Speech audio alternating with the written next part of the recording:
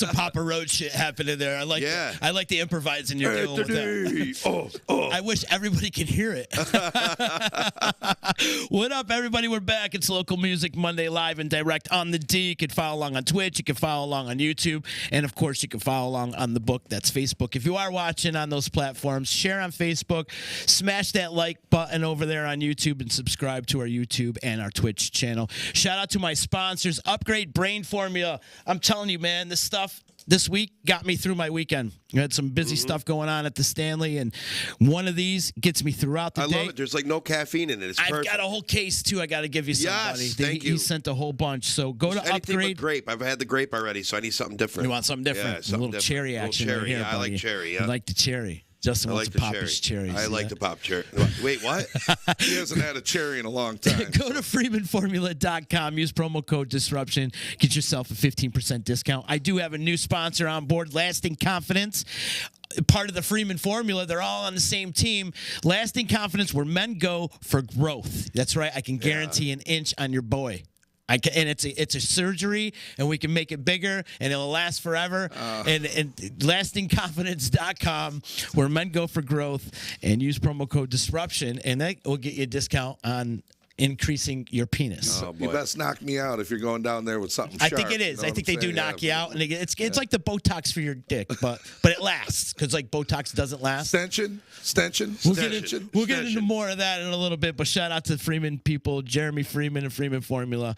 They've got some unique products. Hang on, I've had that thing done before. Not let me itch. I got an itch. They've got unique, not unique. Yeah, right, unique. EJA Moving Services, when you're ready to move and relocate, hit up Eddie, 315-335-0516. Thank you to Joey's at 307. Give them a call today for reservations, 315-864-3527. Also, shout out to Utica Coffee, Saranac Brewery, my attorney, Dave Longaretta. And, of course, we're always trying to take care of your hygiene around here on Local Music Monday and Disruption Network. We got to give some love out to ballwash.com. Nut rub! Get some nut rub. Has Jose tried your nut rub? Not mine, no. I mean, he's going to have to get his own. I've tried to rub his nuts. You have? Many times, yeah. When's the first time you guys met? Actually came up in conversation last night. Did it? The hills are alive with the sound of music. Griswold. The sound of Griswold. Yeah. Yeah, I was in 10th grade. He was in 8th grade. We were doing the show, The Sound of Music, at Ilion High School, which doesn't even exist anymore. Ilion doesn't exist. No. So that's how old we are. Wait, you were in 8th and you were in 10th? I was in 10th. He was in 8th. Gotcha. And, But he looked old enough that they casted him as Captain Von Trapp, you know. Here's the funny thing. They cast him as my older son. Friedrich. He looks just like me. My first line was, I'm Friedrich, I'm 14, and I'm a boy. He looks just like me, doesn't he? I said, we need to really talk about what's going on with the mailman or the milkman or something. So, that was the first time we met. He was cast in the show as one of the kids in The Sound of Music. I was Captain Von Trapp. Did you haze him a little bit? No. It was. They really. That was one of the first years that Ilion was allowed to cast younger elementary school kids. Now he wasn't. He was 8th grade, but most of the time the high school musicals were 9th through 12th grade. So, but they actually went down into the elementary school and cast actual elementary school kids for the parts, and that was the first time they had done something like that. So they had like parents, volunteers, like handlers for the children, because we couldn't rehearse past a certain time of night. We couldn't, you know what I mean? They always had to eat at a certain time. All of that kind of, ended up being like a real legit full-on production. Oh, it was great. Because they had to do all that, and there was, so like they would rehearse the kids as their own little group, and we would rehearse and do our stuff, and then when they had to put us all together, they did. So there really wasn't a lot of interaction until we were all on stage together. And no, there was no. And you've worked in theater stuff. In theater stuff, there's not a lot of the hazing stuff. Everyone really comes together as a group with For that sure. kind But of on the stuff. production end, there is. Yeah, well, Oh, sure. When it comes to the stage hands and the production end, there's some razzing. I mean, you got to figure, though. Hang out with the pirate crew for a weekend. I mean, in 8th grade, I was Friedrich 14. I'm a boy, and I also look like I ate Friedrich right now. So, I mean, I was much skinnier back then. we all were. Yeah, for sure. And then now look at you guys. You guys have been going strong. You got to continue the story, though, you know, how we met. Oh, well, I mean, that was... Because the first time we ever rehearsed together was because you had said that they did it separate, but then I had to play guitar in a scene, and you had to come down. I had a guitar. We needed a guitar for the show, because Mary, the girl who played, she had to carry this guitar in, and my dad had an acoustic guitar, and so I said, "Can I borrow the acoustic guitar for the show, just as a prop, really?" So he said, "Yeah," and one day he was backstage, and he said, "Can I play your guitar?" And I was like, "Yeah." So he took it out. It was an Ibanez, and Ibanez. Anyway, so he was back there playing, Stairway to Heaven or whatever the heck it was at the time. I don't remember exactly, but I was like, "Oh, you play guitar?" He's like, "Yeah. You ever want to come up and jam?" Joey and I at that point were already jamming with a couple other guys who ended up sort of flaking. Are you and Joe the same age? He's a year younger than me. Okay, copy. So he's a year younger than me. So said, "You want to come up and jam?" And so we did, and then the other couple guys that we were jamming with, guitar player wise, just sort of went their own direction. They had other interests, other genres of music, things like that. And then we got an offer to do a benefit. My Uncle Joe's dad, Joe Rossi Sr., Papa Joe Rossi, was playing, and they were doing a benefit over in Herkimer at the American Legion. And they were looking for bands to fill a little of the space, fill a little of the time. So he said, that's this Sunday. If you guys want to play a couple songs, it'd be really cool. So we ran up to the practice room at the Marine Corps, where we're still in the Marine Corps now, but just a different room. And we put together 4 songs, and we went and played. That was our first gig. What were the 4 songs? Take It Easy, Love Will Keep Us Alive, Stairway to Heaven, and there was one more. Hang On Sloopy? Hang On Sloopy, I think it was Hang On Sloopy. And then we'd also barely had Bad Moon Rising because we went on Brown Eyed Girl. We had an encore. They had us come on and play 2 more songs after. So I'm not gonna. I have a recording of it someplace on cassette. I'm not gonna pretend like we came out and it was angels or anything. No, but the emotions of it, because all his parents were there, my parents were there, Joe's dad was there, and a lot of people who knew us were there, and it being that next generation kind of thing. So there was a lot of emotion tied to it. So it was a high point for a lot of things, and then of course I think we shouldn't have gone back on stage for the encore, because the encores were nowhere near as good. We should have saved one of the songs we actually knew for the encore, but we didn't. We were just at that point we were so juiced and ready to play. We'd have gone up there and done anything, And so my favorite part of that day was Jose didn't know all the words to Stairway to Heaven, and so we had these big poster boards that he posted, he literally wrote out the lyrics on and had them on the floor around his mic stand. There's a lot of verses in that song. To this day, Jose and I do not shake hands on stage, because right before we started, we walked up and I'm like, "Have a good gig, man." He's like, "You too." We completed a ground loop. We closed a loop. Electrical. Oh, whoa. And we got shocked. Yeah. Oh, yeah. It was literally 10 seconds before we started playing. It was like, "Hey, have a good show, man." We were, now you're nervous, and you just, shook your whole body. You're like, "Holy crap." So that was a trip, I guess. What a way to get started. Yeah. So I guess lightning struck, but in a different way. Yeah, exactly. Right. Out of those 4 songs that you first played, how many are still in the repertoire today? Take It Easy we'll do once in a while, as with the trio, for the most. Even with Showtime, once in a while, we'll just throw it out there. If someone comes up and requests an Eagles song or something Southern Rocky or whatever, that's the one that we'll throw back in. Just because we've done it 8 billion times, and we couldn't forget it now if we tried. Hang On Sloopy was how we learned how to sing harmony. His Uncle Joe, Joey's dad, came up, and Joe at the time was singing. If you can imagine a mic in front of him. He talks. Sometimes. So, but only says the important things. His dad gave us each a part and said, "Okay, now sing it all together. Hang on, Sloopy, Sloopy, hang on." And all 3 of us just hit it.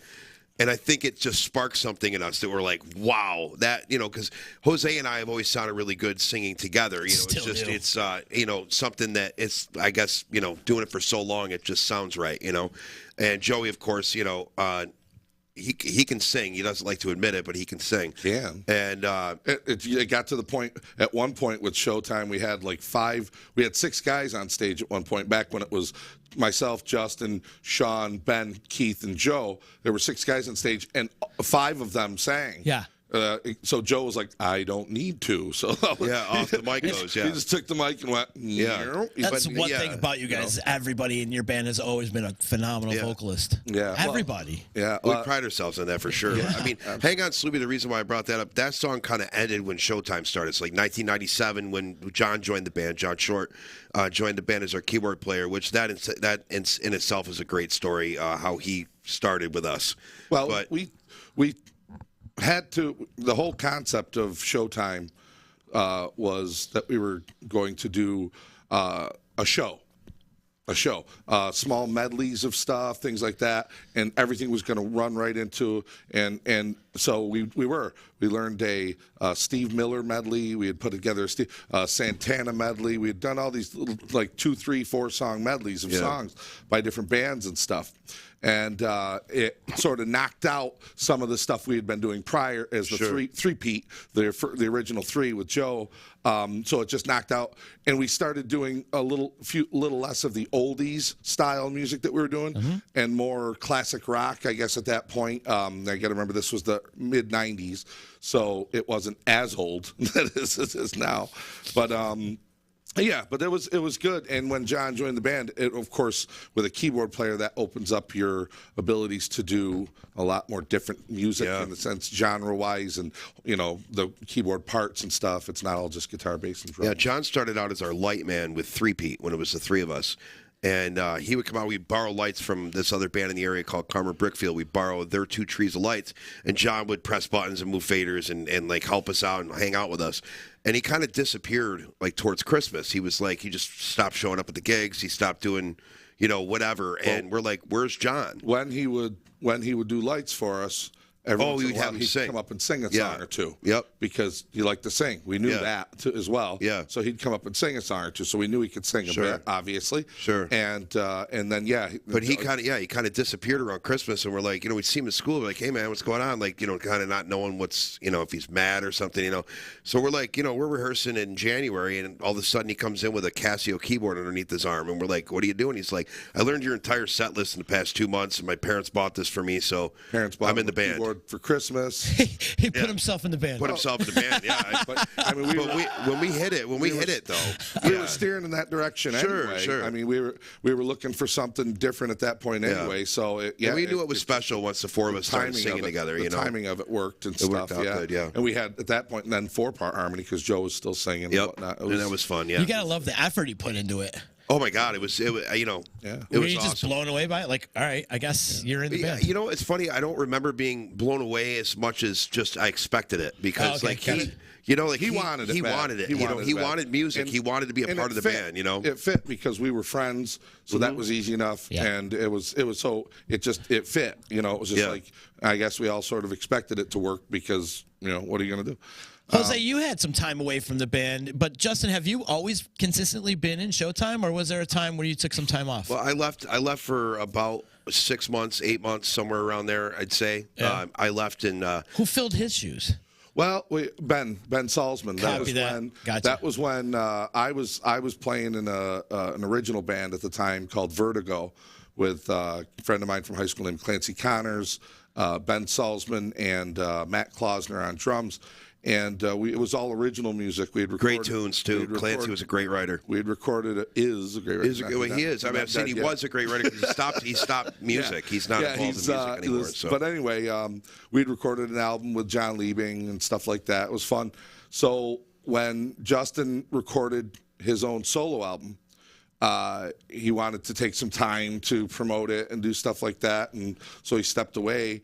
And Joe and I looked at each other and said, well, actually, John was still with us. Yeah, Rocky left the band because Rocky was in the band at the time because Jose had just moved back from New York. Yeah. So Rocky was still in the band, and Rocky and I kind of left at the same time. And then Joe said, well, would Ben want to play? So I said, well, I'll call him. So he called Ben. He was like, yeah, let's do it. So it was fun. It was Next. fun. Yeah, we actually said, well, are we going out at Showtime? And I mean, everyone still realized it was still me, John, and Joe. So it was still. But they said, well, what do we call it?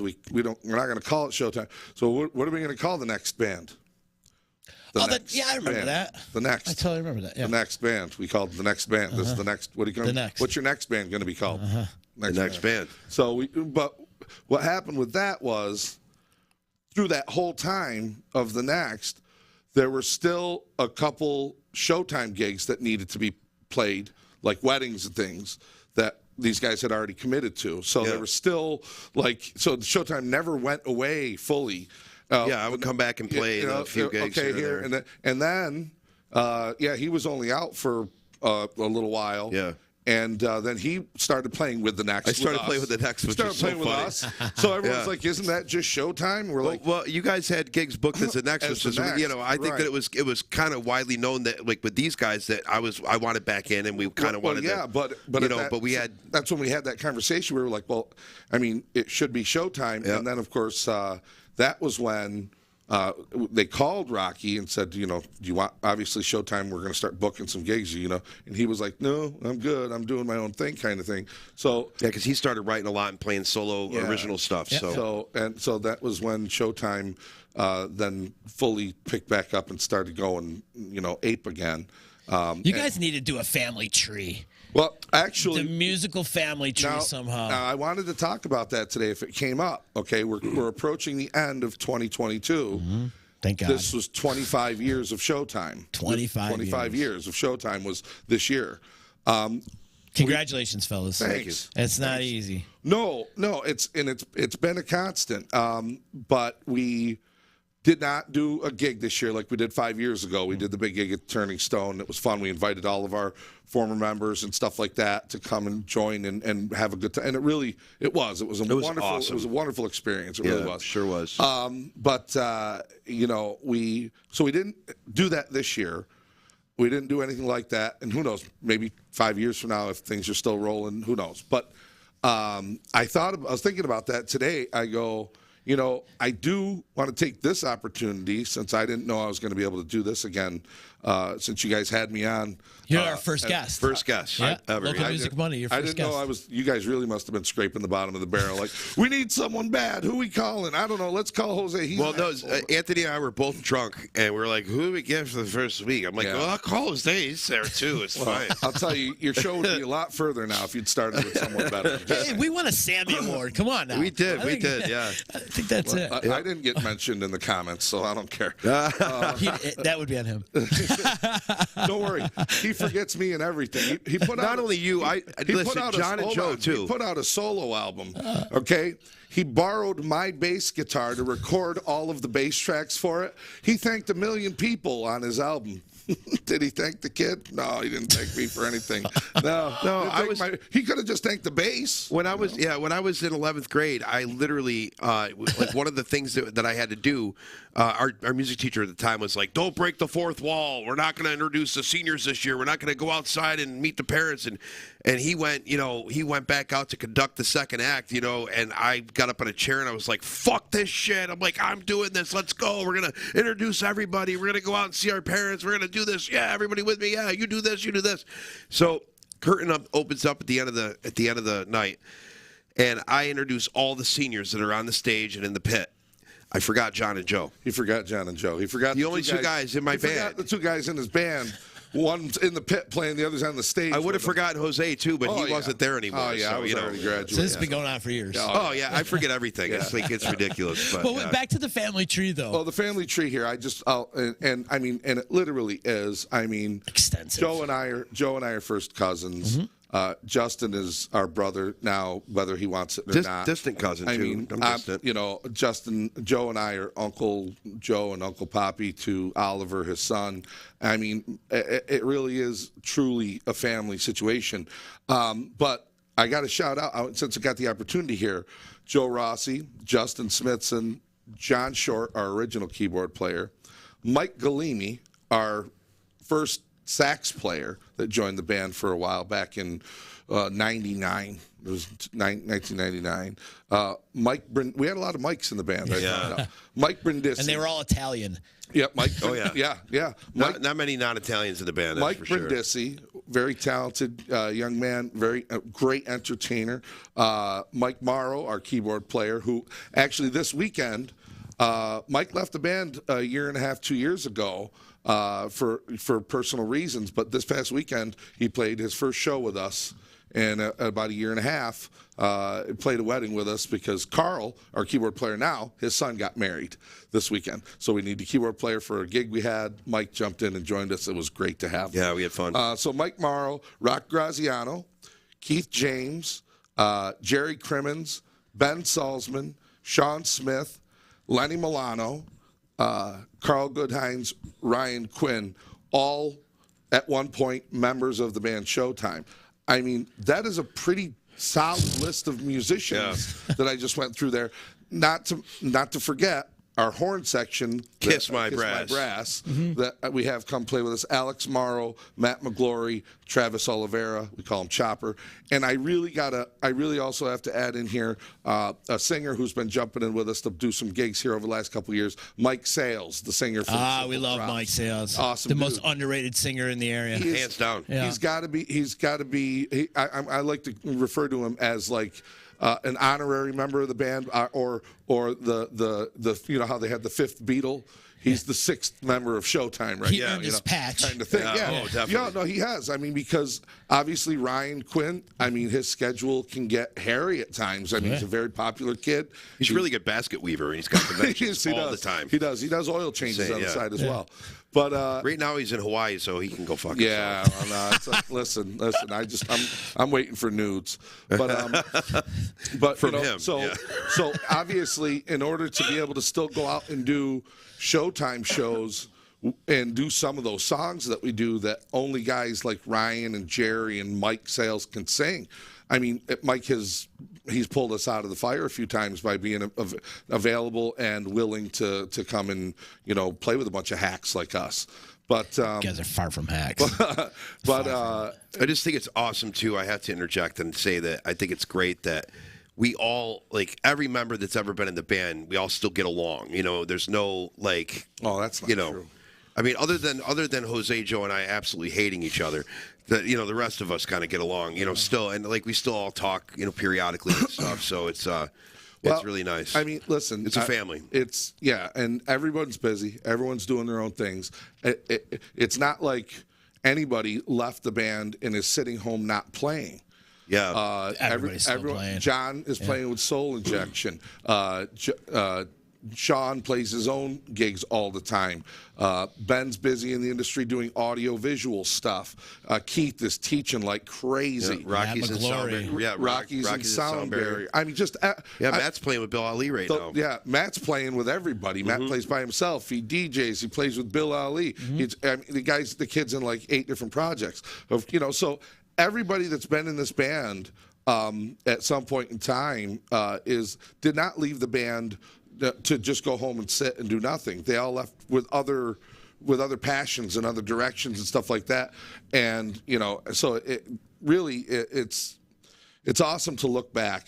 Yeah. And when people ask you, that you tell the stories that the band's had over the years. You tell the thing. People, we were talking. Z, you and I were talking before the show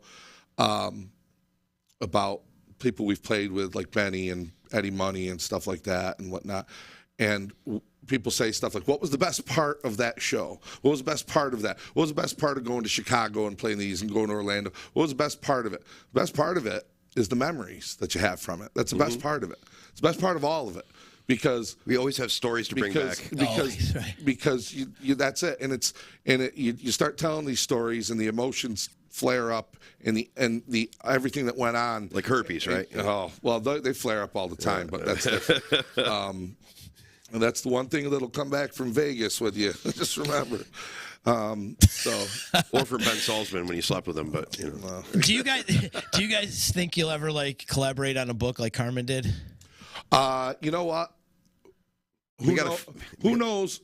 You guys got a lot of stories. Yeah, but who knows? Because obviously you need people to want to read something like a book. Yeah. I could see us doing like something like this, like a TV special where we all sit around and get interviewed and tell our own versions. It'd be an 8-hour fucking show. No, but I'm saying it would have to be awesome. Yeah, like a storyteller. I could see that maybe where people would sit down for an hour and watch it. I want in. But to read a book.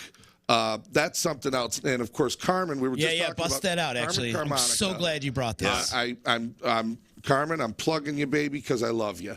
All right, this book right here started with a guitar, 6 Strings and a Dream, Carmen Carmonica. Now, talk about bragging about local music and where we're from. I mean, this guy is, one of the greatest guitar players that I've ever been on the stage with, maybe the greatest guitar player I've ever been on stage with. And the fact that he's told me some of these stories firsthand, him and I sitting down drinking coffee together and him telling me these stories, just makes this even more emotional for me. Carmen put his stories down in a book, because for years we told him, dude, you got to write these down. Yeah. You got to write these down. People need to be able to read these, not just you telling them, but you got to document it. This is a guy who went from Utica, New York. Well, of course, if you read the book, you see where he grew up and everything, but to out on the road, conducting Lou Rawls Orchestra in Vegas, playing with Tony Orlando, playing with Johnny Carson for Johnny Carson on The Tonight Show. And besides having also been with a couple of the biggest local bands, Fuel and Fuel before Hemorrhage Fuel, that kind of Fuel, and obviously the Carmen Carmonica Trio. Just some of the greatest freaking bands, Gentleman's Three. And so get this book. It's on Amazon. Locally, it's being carried by John Keller at I'm brain farting. John Keller's store. John Keller's store. Oh, it's not Reimagine Records, is it? No, John Keller's store. I apologize. Oh boy. No. Off Center Records. Off Center Records. Yeah. Thank you. Brain fart. Off Center Records is carrying this as well. They've already sold out of the first order that they got. Oh, wow. They sold out of the first order and got a second order in already.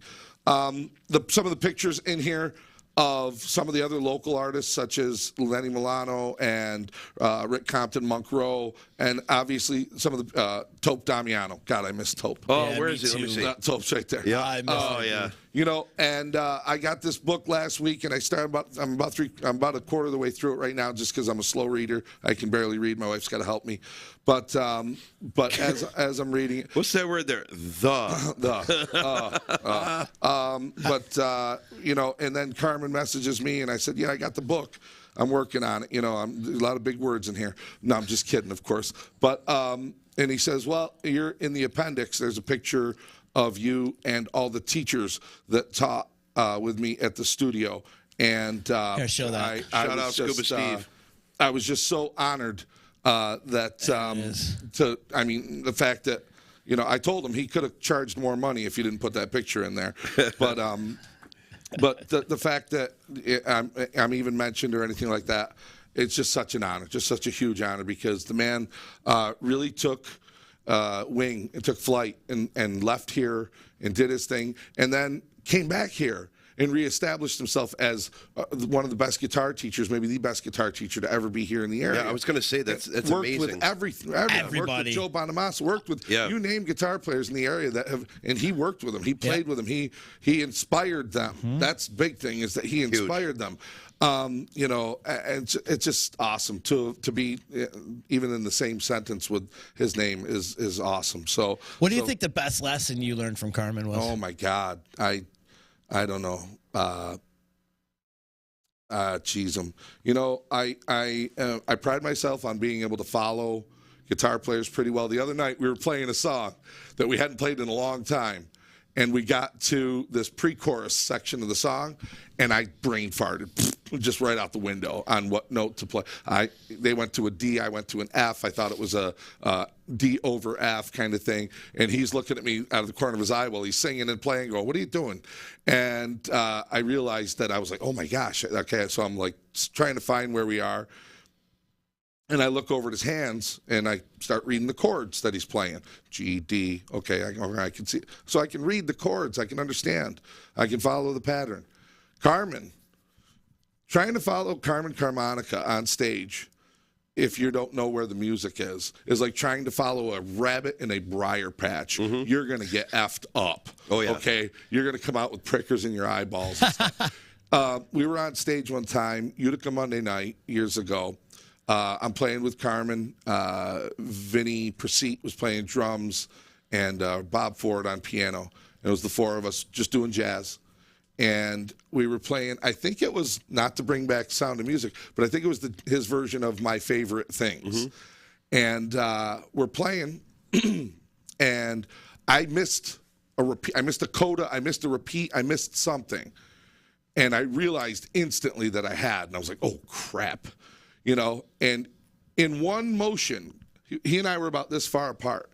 And I had a music stand with my music. And in one motion, he went, ring, and he pointed right to the music, right where I was supposed to be, right literally to the bar, to the measure. Boom, that's where you're supposed to be. And I picked right back up, and I was right back on it. And we played the rest of the show. It was fine. Got down to the end of the night. I'm like, I totally embarrassed myself. This was the first time I had played with him. So I'm like, I totally embarrassed myself. And he goes, because if you watch his hands, the shape of he says it in his book, he only took lessons for maybe the first 6 months or so of his learning. Then everything else self-taught. So the shapes of his chords and the movements that he makes, and where other guys play one note at a time, he's playing chord. So looking at his head, you're just like, and so maybe I guess from that I can say I learned to just make sure I knew where the hell I was in the song and not try to rely on someone else to tell me, hey, we're supposed to be over here kind of thing.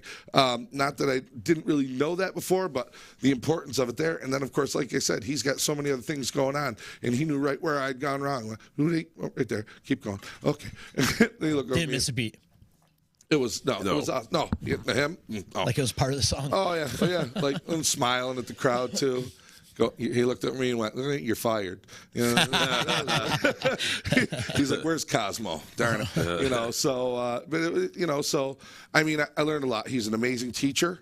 So I learned a lot from him in that sense. Of course, I am a teacher myself, so we shared a lot of time. We shared a lot of coffee, and it's been awesome, knowing him. By the way, he's just got done with an interview with WKTV today.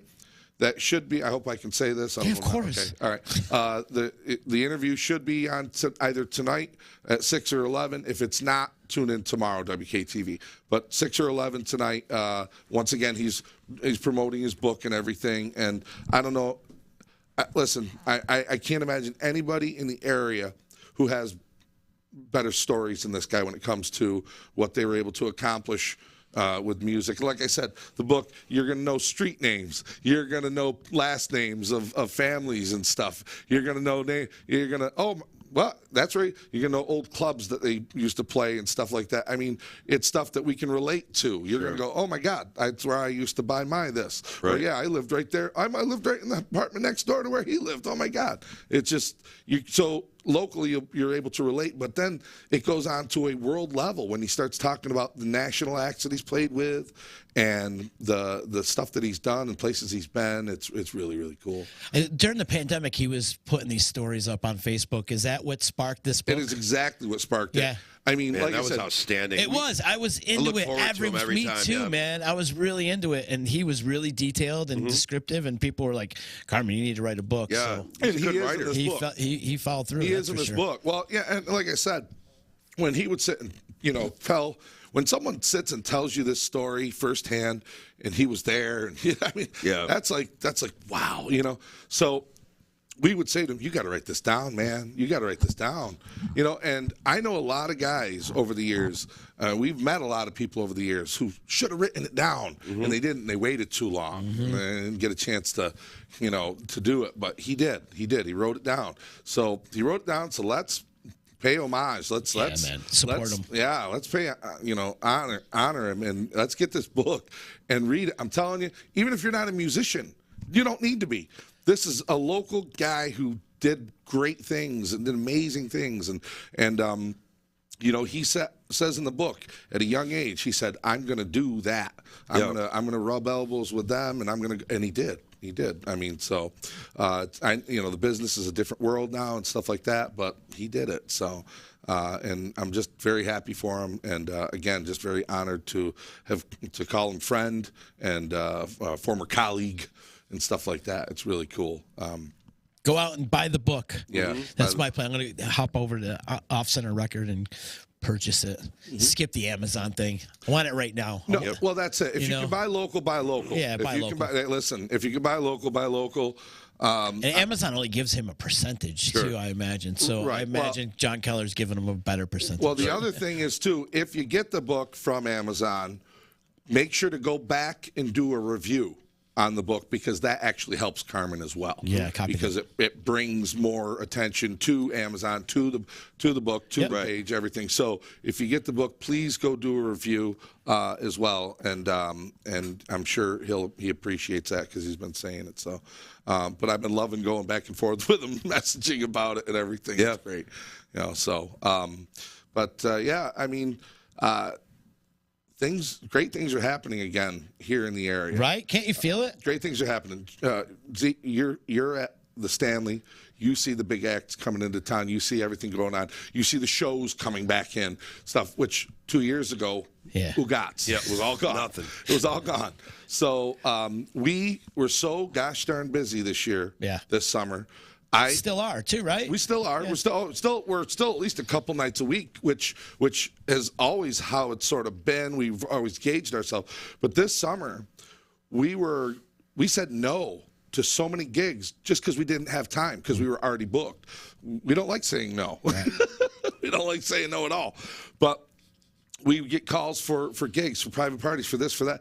And I was actually, because it was, people were like, geez, we're hoping to have you guys. And it was like, we've been booked since. I was calling other bands, trying to get them, like, hey, you guys booked? You guys booked? Like, we got an offer for a gig, but we can't do it. You guys. So I was even trying to help these people find other bands. Right. And guess what? They were all booked too. Yeah. So it was a busy summer for a lot of bands. I think the pandemic killed some bands. It did. And some musicians' ambitions and drive. So if a band like stopped playing, and venues, and venues too, but the bands, I don't think they all came back the way we thought they were going to come back. But it also gave birth to a lot of bands too. For sure. We've got a whole new flock of bands to the area now that are just killing it right now. Yeah, but it's so weird, because the established bands, I guess we could say, some of those decided that it was time to call it. Yeah. And so there's not. I don't have as many. See, I'm not. Because we're playing all the time, I'm not as in tune as maybe you or other people when it comes to these newer bands and stuff. So I can't, well, geez, Classified's not around anymore, and this one's not there, and this one's not there, and this one left, and they're not playing very often, and you know what I mean? So it's like... You know what's crazy to me is that Tim Moyer actually found enough people to play in 2 bands with him. He's killing it. He is. He is killing it. Under Page, Gridley Page, do a great job. Yeah. But Dave King is back. Did you see that? King's back with him. King is back in Soldier Moke. Yes. I love that album. You ever listen to that album? Yeah. It's fucking brilliant. He's ridiculous. I've known King since he had hair. Yeah, me too. Since the Soldier Moke days. I didn't know that he had hair. I thought that he just looked like that forever. Born like that. Yeah, he was born like that. Never grew hair on his head. You know.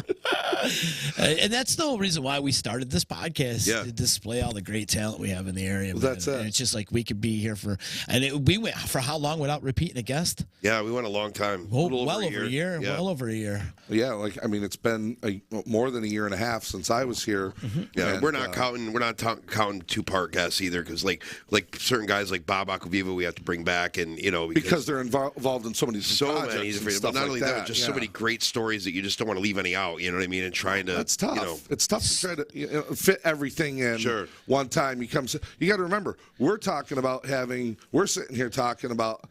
We're approaching 30 years together, Justin, Joe, and I playing. Crazy. 30 years. This is 28 for us, the three of us. This is 28 with the 3 of us, 25 for Showtime.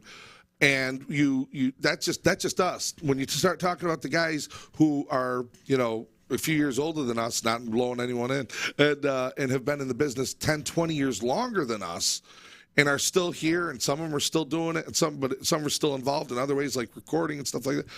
It's maniacal. You think about it, and you're like, I mean, for every story I have to tell, they might have 5 or 6. Oh yeah. So it brings me back to Sal Abrico. God rest him, man. That was a great show. One of my favorites. Hit the stories he told. Almost on a different level, obviously, than Carmen. But like, it's the hardest we've ever laughed on this podcast. Oh my God, I never laughed so hard in my life. That was incredible. No, do you guys start planting the seed of the 30-year anniversary? Like, you got to do a big show. It's got to be a big party. Well, the 30 years, 5 years off for Showtime. Right. It's only a year and a half off for 3P. Showtime at the Odd. Yeah. No, you hear that? We all got to play at the Odd. That was one of the highlights of my life. Rob Esch? You hear that, Rob? Yeah. Let's go. Let's do it. That was one of the highlights of my life, was playing the Odd. And it was great. We all got to share it, too. Yeah, we did it together. A lot of fun that day. Yep. Yeah, no, I mean, listen, when we did our 20-year, the first call we made at the time was to Doc, who was with the Stanley at the time. He was actually just about to leave. He was about to head out, which I didn't even know at the time, but that was our first call, and they had a show coming in to do a tech rehearsal thing that was going to take up like a month or something. You've done this before, I'm sure. They were, every day. Yeah, so they were coming in to do a tech thing. It was a show. They were building the show there to take it out on the road, so they weren't going to have access to the stage for like a month. And but that was the first call we made, because obviously we wanted to do it locally if we could. Most of our fans are right here in Utica, the Valley, Ilion, Frankfort, Mohawk, Herkimer. So. And then when that didn't work, when that wasn't going to work, we realized that wasn't going to work. That's when we started considering, the casino and stuff like that. And of course, the casino was very cool with us. They were like, it was funny because they looked at us at first. They looked at Joe and I like, what's this local band? What do you guys want to do? I mean, now we were playing for them already, right? So they knew. But like, what do you guys want to do? But they didn't have Exit 33 open then, did they? Yeah, they did. Oh, they did. Yeah, they did. So they did. So we were playing for them already on a fairly regular basis. But they were like, "What are you guys looking to do?" And we're like, "Well, we've been together 20 years, and we're looking to do a 20-year reunion with and we wanted to do it on a bigger stage, so the showroom, not the event center, but the showroom thing." And they were like, "Geez, are you guys gonna, are we gonna really? Is this gonna warrant selling that tickets? And because we got to pay all these people." And so they brought in the bigwigs to work on it with us, and I think we sold in the first 24 hours 500 of the 700 tickets. Were the first 24 hours they were gone, and they were like, "Oh, holy crap!" All of a sudden they changed their tune kind of thing. Like, "Oh, wow!" This is pretty cool. And it sold out. It obviously sold out because the tickets went on sale just like any other show way before. You sold out going into it, didn't you? Oh yeah. Oh no, it sold out going into it. Yeah, it was sold out before the night of the show. Awesome. It was 700 plus tickets before the night of the show. Yeah, well before actually. The first 500 tickets went in 24 hours. And the posts, because the anniversary of it is like right around now, October 20 something, whatever it was. And the posts that I had put when the tickets went on sale had come up just a little while back, a few weeks back. That sold 500. It's like, better hurry up and get your tickets. Yeah, like, holy crap. I mean, we were all blown away too, obviously. Sure. And because so it was great. It sold out before the show even happened, so that was great. One of my favorite memories from that time, because we were going to get a chance to all hang out together. We're like, Mikey came down for a couple of rehearsals, Galimi came down for a rehearsal here and there. We all got a chance to hang out and go through some memories and chat and talk. And Ben, we weren't going to be able to do that with because he was going to be in the Netherlands or Amsterdam. Amsterdam, that's right. He was in Amsterdam for, I don't know what he was there for, but he couldn't make the show. He had to go for an audio show. He was right. He had to go to work. Yeah. He was working over there at the time, and there was just no way to get out of it. And all the juggling that we had to do to get a venue and to get everyone together, it was the only time we could do it. Yeah. And so it was a bummer. But it was cool because he came up with this idea. He's like, why don't we just have you guys come to my studio? We'll record one of the songs we used to do, and we'll video record it. We'll do that. We'll do the video. We'll come out with like a music video for the show. And and that was a lot of fun. We went to. You know what you should do is you should go to YouTube, get the link for it. It's on our. Oh, I'll post it. Yeah, I'll post the link so you guys could see it at home. Yeah, so they can pull it up. But I know it's on our Showtime, the band. Yes, YouTube but we page.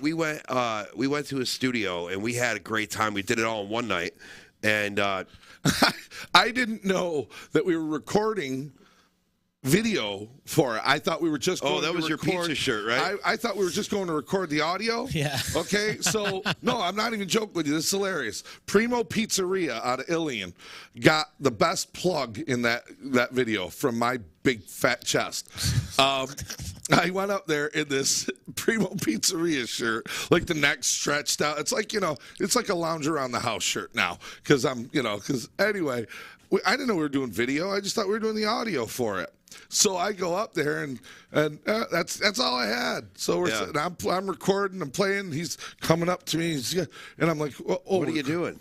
I don't think I shaved that day. Yeah. I'm like, and I'm like, so watch the video. It says Primo Pizza. Yeah. So you'll see that link if you watch the link. It starts with Ben saying, sorry I can't be there, Introing whatever. himself. Because what we Introing did is we played it at the showroom. They had lowered a projection screen and they actually dimmed the lights and showed the video. Yeah.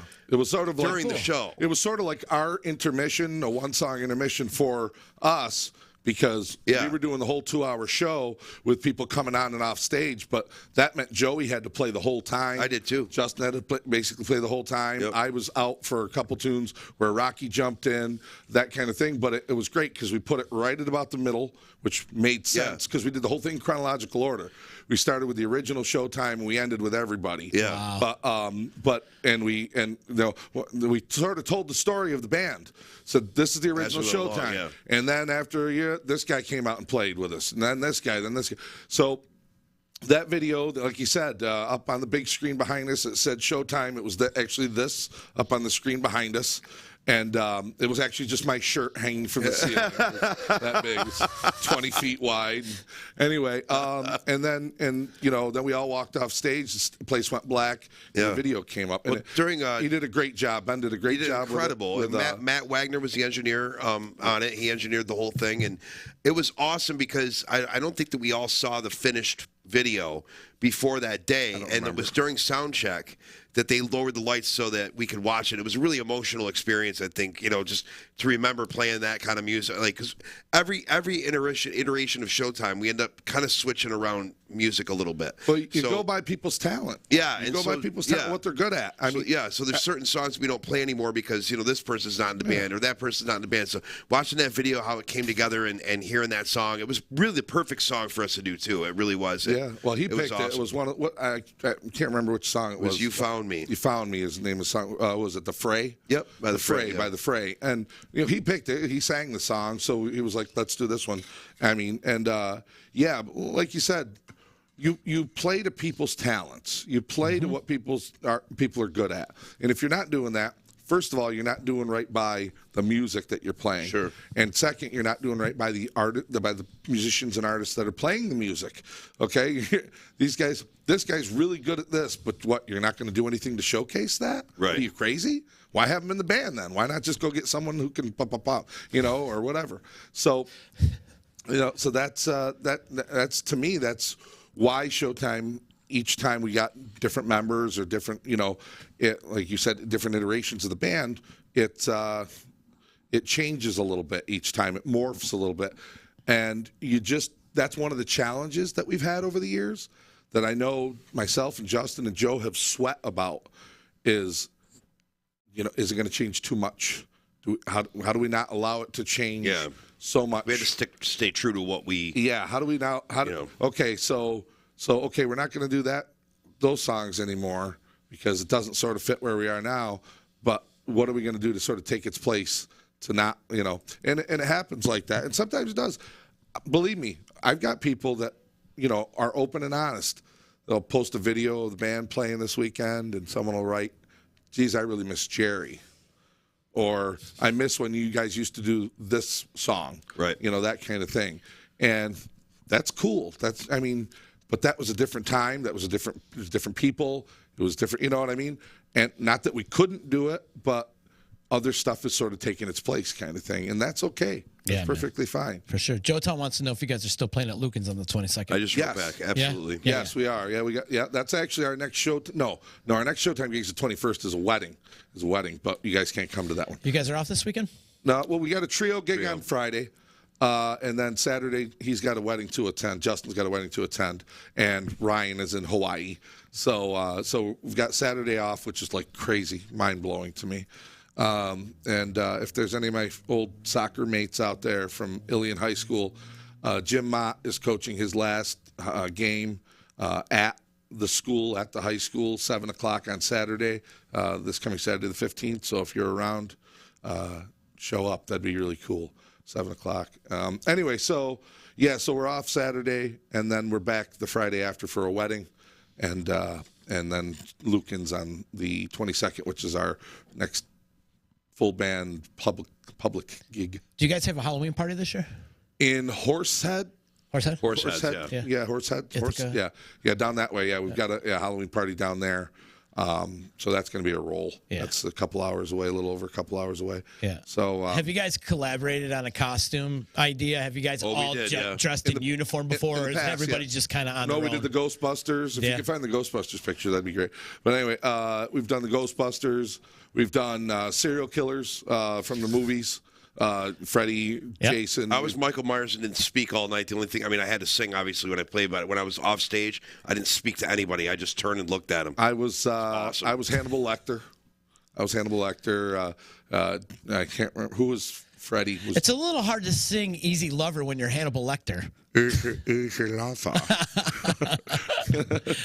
But no, it was, I had to, but it was, so we've done, absolutely, we've done stuff. We used to do, I'll tell you, we used to do the finger bullet. We used to play the finger bullet every year for the Halloween, and it was always a rock. Oh man, what a free! I got pictures and stuff, just a sea of people from the front to back. And then, like the year we did the Ghostbusters thing, we learned Ghostbusters theme. Something strange in the neighborhood. Got it. Who are you gonna call? You know what I mean? So we would go all in. We would go all in. I wish I could have found a Stay Puft Marshmallow Man costume. Well, the picture of us is the picture of us. Sean think is superimposed as Stay Puft, but we were all in the jumpsuits with the power packs, proton packs. I'm posting it on the feed. Oh, you're posting it on the feed. Cool. It'll be on the Facebook feed. So and actually we have talked about it, about doing something this year, but we haven't really exactly settled on anything yet, but we need to go fast because finding costumes for fat people isn't easy. You got to get a tailor. You got to find a costume maker. So what's the plan for Showtime for 2023? Do you guys get together and have an annual meeting and just figure out where your next step is and all that? No. I could pull up the 2023 calendar right now. Yeah. And the freaking thing is filling up faster than I can even talk. Good. I'm not complaining. No, we don't have to sit down and have a meeting. Right now, stop. Sorry, I don't mean to look at my phone, folks, but I am looking at now. Right now, they're 20. Let me see. 1, 2, 3, 4, 5 gigs in January already. 1, 2, 3, 4, 5, 6, 7 gigs in February. This is our slow time of year, by the way. Yeah, right. January, February. 1, 2, 3, 4, 5 in March already. 1, 2, 3, 4, 5, 6 in April. 1, 2, 3, 4, 5, 6 and 7, 8 in May. 1, 2, 3, 4, 5, 6, 7, 8 in June. Jesus. So already weddings, grad parties, annual stuff that comes back around, like Dakers and Old Forge, stuff like that. You got traditions too. Yeah, right. Yeah. And like I said, I know perennial, annual, whatever you want to call it, stuff that pops up every year. Yep. And it's just so Joe's working his butt off. He gets phone calls all the time. And we're already updating the calendar so that everybody in the band sees what's coming in. Because I can't post it. It won't let me post it. All right, don't worry about it right now. We'll post it after. That's all right. Yeah. Because it's a nude? Is it? No, it's because Todd put a kibosh on posting pictures on the comment feed. So. Did he? Yeah. Todd. Thanks, damn it, Todd. Ruin everything. Durr. No, but that's good that you guys are so busy, man. Like you said earlier, remember when nobody was working? Well, that's it. So I mean, get it when you can. And you know what, though? 2 years ago, 3 years ago, 2 years ago, 2020, when we, that was it. And you didn't know. You didn't know if or when it was coming back. Yeah. And then last year, when we had to reform a little bit, Ryan and Carl joined the band. Joe left for a heartbeat, came back. The decision was made by Justin and I at the time to play out the gigs, the weddings and stuff, the gigs that we had, which was about 20 shows with Showtime, but not book anymore at the time because we weren't sure where we were going. We weren't sure exactly what was happening. So we went through that time. But as 2021 was rolling on and Joe was back and everything, all of a sudden we started getting phone calls and stuff for 2022. And everything just started piling. And we had to say no to the state fair this year. Wow. We don't want to. You don't want to say no to anybody. But the state fair calls you and says, hey, we'd like you to come and play. And they even think about it. Like when we played the state fair 2 years ago, or 2021, I should say. I'm sorry, last summer. I apologize. They had a Dire Straits tribute band coming in from like England. This is Dire Straits tribute band. And they try to align who they have play with them so the music makes sense. So they called us, and so we were available. It was like a Wednesday or something. I can't remember what day of the week it was. But anyway, well, then because of COVID, a couple of the guys from that band couldn't get passes or couldn't get visas, couldn't get to leave England or wherever to come here. So last second, they ended up putting Jackal in the spot. With chainsaws.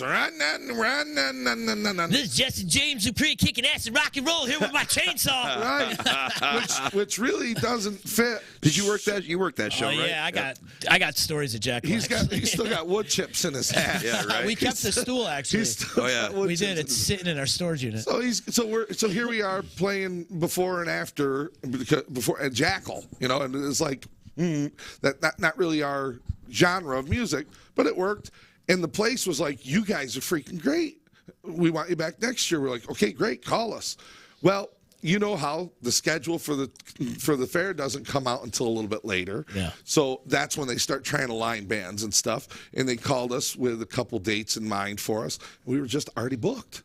We were already freaking booked. Yeah. And or we had already 5 or 6 gigs in a row and just didn't want to tack another one on because at that point you're like, sleeping on stage with Jackal. Yeah. So, right. In Jackal, I know that was a situation where it was they needed a band, and they didn't. At that point, they were going to more. Well, that just goes to show you guys are diverse with any kind of situation. Well, you really can. I mean, how many songs in your repertoire? Got to be over 300-400. Right? Well, yes. I mean, if you go back, obviously it's been with the addition of new members over the last year and a half here. You have to sort of revamp some things, but yeah, I mean, I bet you our song list at one point was probably 300-400 songs. Crazy. Yeah. But you're right. I mean, when you think about, we were talking earlier about Benny Mardones and Eddie Money and Ambrosia and Marshall Tucker Band and Bo Bice. Night Ranger, Jackal, all the different bands that we've played with, opened up for, there's a, many more. Oh my God! So many. We could be here all day. Well, that's it, right. And that's it. I said I need to start writing this stuff down. Yeah, because for real. Well, that start documenting this stuff. Man. The Night Ranger one, we did the opening for the Comets outside. That was freezing. I was freezing cold. You were there. Show? Yeah, I did production. We were there. Yeah, and it was freezing. And I'll never forget when we were playing on stage. Gordie Howe. That's the best part of that. That day was epic, bro. Hold on, but don't just glance over. Oh, that. I'm not. I was going to hit on it. Don't glance over that. I'm playing. Sorry, I got it all fired up now. Oh yeah, no, that was an epic day, bro. Dude, that really was. Yeah. First of all, I met the Hanson brothers from Slap Shop. Yeah. That was brilliant. That was awesome. We take pictures when they're grabbing our freaking shirts and punching us in the face. It's great. Sean's going, hit me. I bet you can eat it. I'm like, dude, you're gonna close your eyes. You're gonna take a hockey stick and just. But we're playing. Night Ranger's there. We're playing. And I'm on the stage, and Sean, Justin, and behind me got Jerry, Joe, and Keith. Keith's by the back corner of the stage where the steps were, And I turn around. We're in the middle of a song. Like you said, it was rainy, cold. It was. I turn around, and on the back corner of the stage, right behind Keith, there's a guy going. And it was freaking Gordie Howe. Gordie Howe, how freaking cool is that? We were playing "Listen to the Music" by the Doobie Brothers. Yeah. Whoa, whoa, and he's just back, and I'm going. He's dancing, yeah. And I'm looking at these guys on the stage going, "That's Gordie Howe. That's Gordie." And a couple of the guys are going, "Who? Who?" I'm like, "What do you mean who? Well, that's maybe one of the greatest hockey players of all time." You know, and I'm just like, that's like, I'm like, my head blew up. Yeah. My head blew up. Yeah, that was an epic day, though. I mean, like meeting the Hanson brothers and Gordie Howe, like being able to hang out and talk a little bit with Night Ranger when they came out of the bus. Yeah. You know, Hanson brothers, by the way, from Slapshot, not the band, not Mbop bullshit. Yeah, no, none of that shit. Relax. Do you know the story from that day?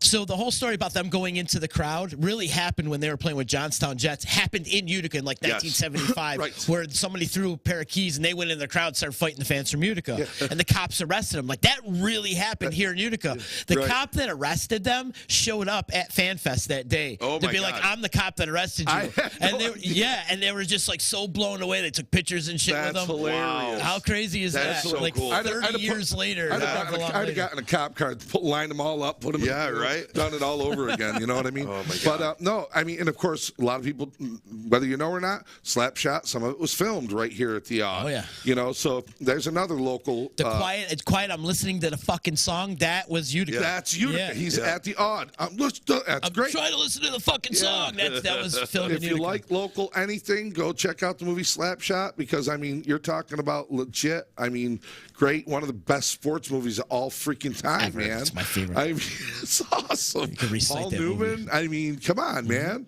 Hockey before helmets and masks and shit. I mean, just guys just going ape shit out on the ice. It's awesome. Yeah, the old Iron League. Oh, yeah. my God, the injuries.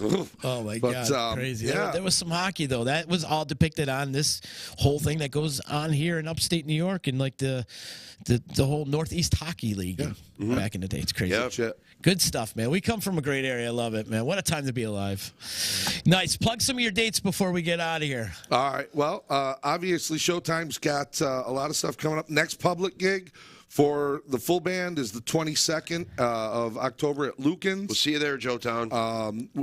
This Friday, the Showtime trio, Justin, Joe, and I, we're playing down at Fratello's in Frankfurt. Then we got some private stuff coming up. And we head down to Ithaca in early November on the 5th. We're back at the casino on the 11th. We got a lot of still got a lot of wedding. I'll tell you, the run that we have Thanksgiving week is pretty insane right now. To rival the summer. We've got a Monday corporate gig holiday party out in Rochester, New York on a Monday night. Who the hell does that? Great. Then that Wednesday, Wednesday night before Thanksgiving, always a big night. We're at Lucan's. Then Friday, we're at One Jenny that week because that's just a big week. It's just a big week. Everyone's home. Yeah. Everyone's, Fun week. Then that Saturday, we're out in Auburn, New York at this new club called Britches. So we've got, and then Better wear our britches that night. I'll be wearing britches, that's for sure. It'll be cold. It'll be cold by that time here. And then the Sunday, the trio plays up at Station 233. So you've got 1, 2, 3, 4, 5 gigs in a 7-day span. November. Get it, in man. November. Get It's it. like I'm just like, God, please.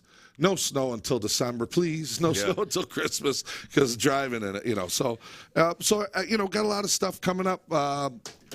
This year, just so you know, if you're thinking about New Year's Eve and your plans for New Year's Eve, don't include us because we're off New Year's Eve this year. Because can we say it? Can we say it? Oh, there's a wedding. Yeah, Sean Smith, our former bandmate Sean Smith's getting married.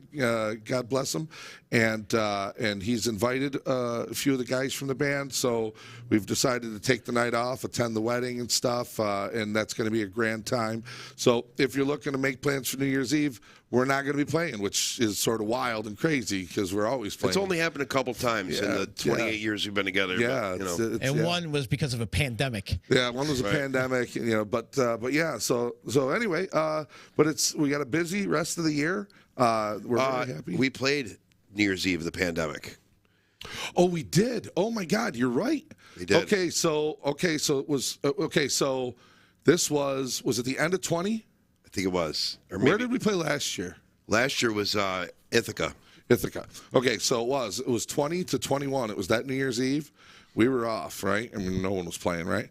The casino decided to do a high roller party for like their high rollers. So what they did was, because of all the regulations, 6 feet apart, all this stuff, no dancing, all this stuff. So what they did was they took their grand ballroom where they opened up all the doors. I mean, places like a football field, you know, and they put tables in there, and they designated seating times for dinner.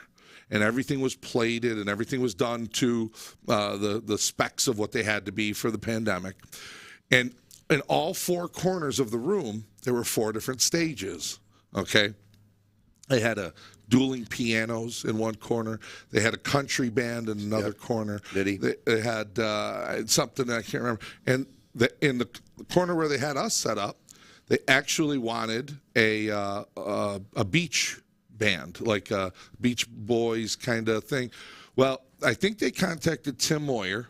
Tim, correct me if I'm wrong, but I think they contacted Tim and said, we're looking for a band to do, like, you know, beach fun party style music, luau styles. And Tim recommended us. He's like, try Showtime, see what they do. So they called us, and it wasn't going to be on a grand scale. It was going to be a small stage and stuff. So, and Mikey at the time was out of commission. Our keyboard player was out of commission. So we just did it as the trio. Joe and Justin and I ran up to the room, and we picked up 4 or 5 Beach Boys tunes. Beach Boys, and sitting on the dock of the bay, and some of that, you know, stuff, old Beach Boys stuff, old beach party music. And we came up with, I want to say we played like 3 half-hour-long sets or something like that. Like they had us for a half hour, then them for a half hour. So you had like an hour and a half off between each set, too, because you played, then they did, then they did, then they did, then you did again. So I think it was, so you were there for 5 hours, right, but you only played an hour and a half worth of music and all of it. And it was very, like I said, it was very, you know, nobody dancing, nobody. Yeah, it was sort of weird. You were sort of like background music. Nobody, you know, people were sitting there eating, you know, and stuff. The volume overall was not like a big, you know, show thing. So it was interesting, but at least we did something. Mm-hmm. At least we had something to do that night versus, you know, sitting at home like we had for basically the rest of the year. But anyway, so we did play. I honestly forget about that. That we, you know, like, oh no, none of us played that year. Wow, we did. You guys have had a great run, man. It's amazing. It's been an awesome. Yeah, it's been awesome. I mean, like I said, well, and that's one of the reasons that Showtime is still as relevant and popular and in request as we are is consistency and constant, and just longevity. And harmonizing. There's always going to be other bands that pop up. We've seen a lot of other bands stop that were before us. We've seen bands start and stop in our time. We've seen, you know what I mean? So I don't want to, you know, hey man, these guys are really good. All right, and then they only play for 2-3 years, and then they break up and go other places or start other bands or whatever. But through all that, Showtime's been here. So you can start going watching other bands and stuff like that. It's cool. But in the back of your head, no, Showtime's playing someplace tonight. Oh, yeah. You know what I mean? And, you know, if even if we're not your first choice, you're going to all of a sudden, you know, you walk into a club, you walk into Lucan's, hey, that's the guy. You're always my safe choice. Seriously. Yeah. Like, oh, what's going on? I don't know. Screw it. We'll just go see Showtime. Yeah. It's always like the safe bet. It's like having a Utica club at the bar where you don't know what to drink. Just get a UC. You know? And, you know, look, we're going off. Yeah, that's my fire department. That's he's got to go fight fires.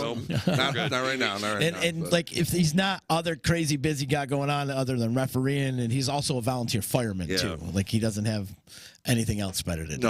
Listen, you got a lot going on. My wife doesn't want me home She doesn't. She don't want you home at all. Isn't there something else you could be doing right now? If she gets home and I'm there, she's like, "What are you doing here? Go get another job immediately." I'm like, "Listen, don't worry. I'm just getting my stuff together. I'm leaving. Tell your boyfriend he can come over in about 10 minutes." She's like, "Okay, delay for 10 minutes. Yeah. Delay." I just want to point out I have one gig this week. You do? With Sean, with Big Sexy. Poor Tim at the 5 Points bar there at the Irish Cultural Center. That's Thursday. Thursday night. Yep. Cool. Good spot, too. 6 to 9. I love it there. Good spot. Great place, great food. Yeah. Best shepherd's pie I've ever had in my life, ever. You guys are killing it, man. When it comes up to the 30 year, let's talk. Yeah. We should do something big, and then I'd like to do the round table conversation too. That'd be fun. That would be fun with all you guys. Yeah. And even get like the guy, get Sean and Rock. Or whoever. Get everybody. Yeah, that's the plan. I mean, when you talk about Showtime, you can't talk about Showtime without referencing everybody from the past. Obviously, are they in the band right now? No. I mean, so if you're talking about having Showtime play for you, that's different. But if we're doing something that culminates, as a culmination of everything that we started and are now, then we have to include everybody, and we're happy to. I want everybody there. We want everybody there because everybody's got different views, different stories to tell, different, this happened this way. No, I don't remember it happening that way. I think so it's really cool. And just like I said, proud to be a part of it. And the story's not over yet. The story is far from over right now. You got another 30 in you. The story is well, no, I don't know about that. People might look at Showtime. Well, they're good. They got, but the ending of their story is boring. Why is it boring? Because they're still together. Other bands Other bands have these great stories, like this guy banged this guy's wife, and the band broke up, and this one threatened to kill that one, but that's great. But that was the end of that band. Well, guess what? There's no end to this band yet. I mean, so it's still going. It's still rocking. And if you had told me 25, now almost 30 years ago, going back to when we started with Joe, that it was still going to be going like this. He never would have asked me if I was a guitar player. I know. I just, He could go back. I'd have told you you're nuts. You'd have said you're going to be almost, you're going to be heading toward 50 years old. You're going to be playing more shows for more people. And I'd be okay. Relax. Yeah. But it's happening. It's here. It's now, and just enjoying every second of it. We're absolutely having a great time, and it's not over. It's far from over. Strange. Bro, I was so psyched that you took the time for us today, man. Thank you so much, man. Thank you guys this for has been great to hang. I appreciate. It's I love hearing all the old stories. By the way, I had school off today because today is Indigenous People Day. Exactly. Here in the United States, Indigenous peoples. Some people might call it Columbus Day, but I like the Indigenous people. All the old school Italians. That's Columbus Day. Listen, I'm with you on that one. He didn't even step foot on the He didn't discover shit. I mean, come on. No, he came and slaughtered the whole island that he found. He dropped off his diseases. He's like, here's syphilis. I gotta go. See you later. And I mean, I'll be back in 5 years. He thought he was in India. I mean, come on. He had no fucking clue. Oh, God. Like Indians. What? But anyways, yes, and buy the book. Buy Carmen's book. Buy Carmen's book. It started with a guitar. Yes. Buy Carmen's book. Off Center Records and Amazon. Shout out to Upgrade Brain Formula. Go to freemanformula.com. Use promo code Disruption, 15% discount. New sponsor to the D, lastingconfidence.com, where men go for growth. I can guarantee an extra inch on your schlong. I'm telling you, it's a little procedure, and forever. It lasts forever. Hey, these sponsors are great, dude. Hey, man, we take care of your groin area over here. It's men's hygiene. I mean, can you imagine, like the one I took your advice on everything, man. I'm like wired right now. It's like 3 of those Freeman things. I got the surgery. It's hanging down to my knee, and it smells good. And it smells good because of Ball Wash. Ballwash.com. Use promo code members only for 15% discount. Get yourself a good meal over at Joey's at 307. I can move your equipment with EJA Moving Services. We can hydrate you with Saranac beer and Utica coffee. And also, if you get in any trouble, I have a lawyer for you, and that's Dave. Okay, you need to change the order of that next time. You can't go right from Ball Wash to food. I'm sorry. That's got to be some sort of codes violation. You can't go from nut butter to food. Cross-contamination. I'm like, nut butter, and then eat. No, thank you.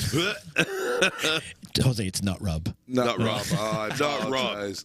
I like nut butter. I better. like butternut actually.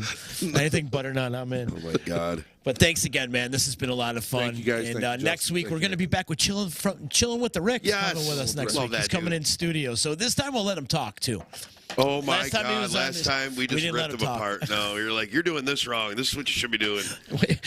We were only busting balls, Yeah, we're and I breaking think we were balls. really drunk too at the time. He's a great dude. Probably. Yeah, he is. He's doing a great thing, man. We love chilling Yeah, with the man. Rick. He's, so. he's really he's just so supportive of Yes, he is, and he's all just local happy. talent. He's very he just- positive. Yeah, Everything's he's great. positive. Yeah, recently a couple things have come up. I'm going to tell y'all right now. Social media is the devil. It is. It's the devil, But Bobby. This is a Boucher. guy who is trying, just like Anthony and Justin here are doing a positive thing. So if you got negative things to say, the whole if you have something nice to say, don't say anything at all. But if you got something negative to say when someone is just trying to do positive things, not even for themselves, they're just trying to bring attention to all the good things around you. Sure. And if you got something negative to say, keep it to yourself. Keep it to yourself. Or do me a favor, come knock on the door and say it. Don't put it on social media. Let's fucking go, Jose. We're going to end that show just like that, brother. I appreciate you, man. Go check out Showtime at your local establishment. They're playing all over the place all the way through 2028. So you guys have a good day later. Take it easy.